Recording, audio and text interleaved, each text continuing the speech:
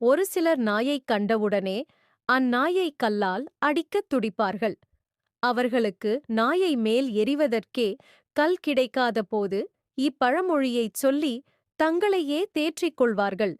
ஒரு சிலர் ஒரு குறிப்பிட்ட பொருளை தேடிச் செல்லும்போது அப்பொருள் கிடைக்காமல் ஏற்கனவே முன்னொரு நாள் அவர்கள் தேடிக் கிடைக்காத பொருள் கண்ணில் படும்.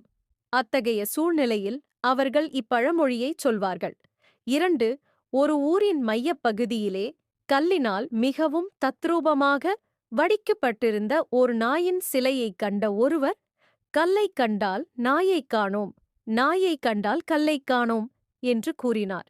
அதுவே பழமொழியாக மாறியது. இதன் பொருள் என்னவென்றால், நாம் அந்த சிலையை கல்லாக பார்த்தோமென்றால் கல்லில் வடிக்கப்பட்டிருந்த நாய் நமக்குத் தெரியாது, அதை நாயாக பார்த்தால் நமக்கு கல் தெரியாது என்பதேயாகும்.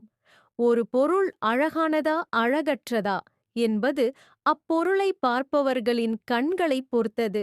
சப்ஸ்கிரைப் பண்ணுங்க, லைக் பண்ணுங்க, சப்போர்ட் பண்ணுங்க.